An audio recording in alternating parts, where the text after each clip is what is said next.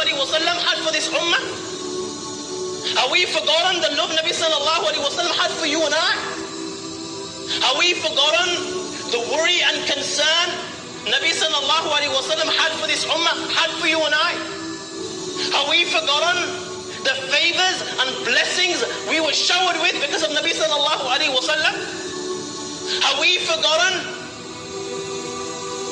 the wounds that were inflicted on the person of Rasulullah sallallahu alaihi wasallam because of this ummah, because of you and I? Have we forgotten the blood that came out of the blessed body of Rasulullah sallallahu alaihi wasallam because of this ummah? Have we forgotten the tears that rolled down Nabi sallallahu alaihi wasallam's eyes and the tears he sallallahu alaihi wasallam shed because of this ummah? Today, we have forgotten the teachings of Rasulullah sallallahu alaihi wasallam. Today, we neglect the teachings of Rasulullah sallallahu alaihi wasallam. Today, we have no value for Rasulullah sallallahu alaihi wasallam. We have no value for his sunnah. My brothers, today, we neglect the rights of Rasulullah sallallahu alaihi wasallam. I ask you, did Nabi sallallahu alaihi wasallam ever forget you once?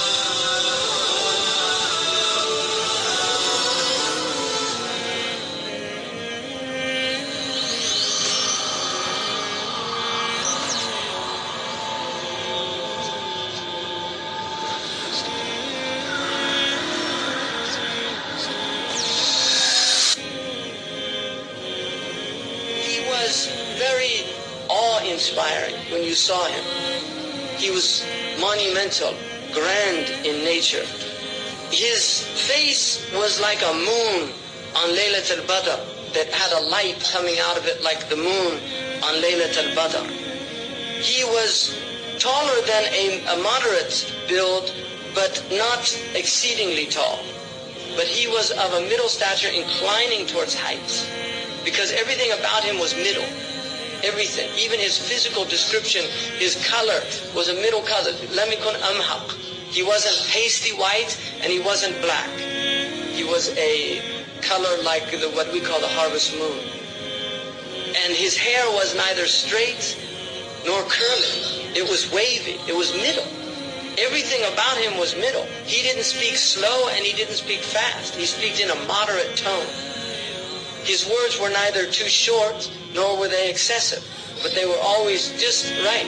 When he spoke, people felt as if exactly the right amount of words were used. Everything about him was moderation. He had a full head, and his hair was wavy. If he parted it, then it parted. It never went past the lobes of his ears if he allowed it to go long, because sometimes he would cut it for ibadah, like the umrah or the hajj, when he shaved. But when he let it went to the lobes of his ears, and in some riwayah, just above the shoulder. He had a large forehead, which in physiognomy traditionally was an indication of high quality. And then his eyebrows, they were full, and there was a slight space between them. And then he had a vein on his forehead that if he got upset, they could see the vein. Sallallahu alayhi wa sallam. The upper part of his nose was aquiline. So he had a beautiful nose that had like a bridging on the upper part. And his eyes were very dark. Sahl al-Khaddain. He had a high, beautiful cheek. He had a mouth that was full, so that when he spoke, his pronunciation was perfect. His teeth were beautiful. There was slight space in the teeth. He had a light hair on his chest. His neck was like a gazelle's neck. He had a beautiful neck and a high neck. It had like a beautiful, like a silvery clarity to it. He was balanced in all of his outward aspects. Badinan, he had a strong build, mutamasikan, and it was all perfectly formed. His stomach and his chest were equal. He never had a large stomach. He had no paunch. Even when he was in his 60s, his stomach was always flat. Sallallahu alayhi wa sallam. Allahumma salli alayhi. He was full-chested, and ba'id ma bayn al-mankibayn, his shoulders were broad, and he had a large bone. Also his trachea, where it met there was space. And then he had a light hair also on his stomach. Sallallahu alayhi wa sallam. Ari al-Thajjain, he had no hair over his breasts. He had hair on his arms and some on his shoulders and the upper part of his chest. And he had large, full hands and full palms, and his feet were arched, and his strong limbs were strong, and he had full calves, but his feet were so smooth that water would pour off. Sallallahu alayhi wa sallam. And then when he walked softly, quick-paced, as if he was walking on an incline. When he looked to somebody, he didn't just turn like this, he moved his entire body, sallallahu alayhi wa sallam, to give full attention to that person. He looked more at the ground than he did up. His glance was generally down because of the power of his glance.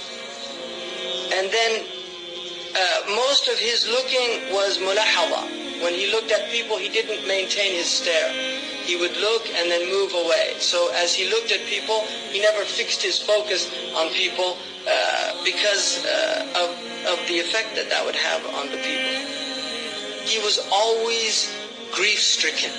What that means is that if you looked at him, like if you saw him in the mosque, sallallahu alayhi wa sallam, if you saw him in the mosque and you looked at him, you would think that he was grief-stricken because the istighraq, his presence with his Lord was so intense that his face would have a sense of being completely absorbed in thought. He smiled. He always looked at people and smiled and made them feel joyful. He never made people feel depressed. He laughed at things that they laughed at. And Aisha said, كَانَ مَزَّاحًا فِي الْبَيْتِ. He was always joking with us in the house. I joke, but I never tell a lie in my jokes. Always I speak the truth. A man came to me, he said, Ya Rasulullah, أَعِرْنِي جَمَلَكَ. Let me borrow a camel. He said, أُعْطِيكَ وَلَدَ نَاقَةٍ. I'll give you a baby of a sheep.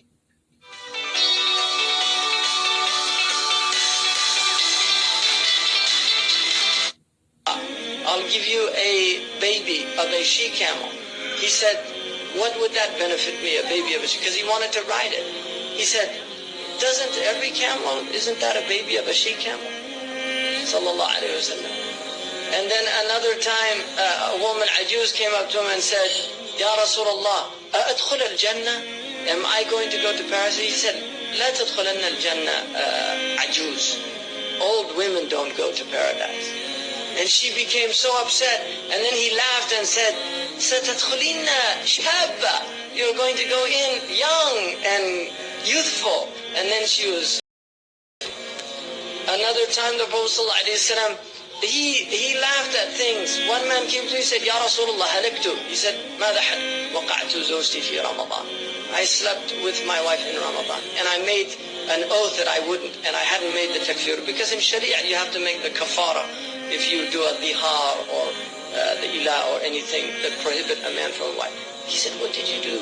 ما حملك على ذلك? What made you do that? He said, Ya Rasulullah, رأيت بياض حجليها في القمر فوقعت عليه.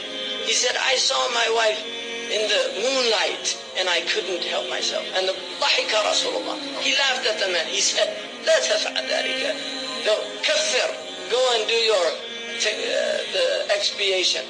Da'im al-fikra, he was always reflecting. He didn't take rest like other people. He was concerned about his ummah. He never spoke about anything that was unnecessary. He had long periods of silence. He used to open his words and close them with a full expression when he spoke. He spoke with comprehensive words, sallallahu alayhi wa sallam.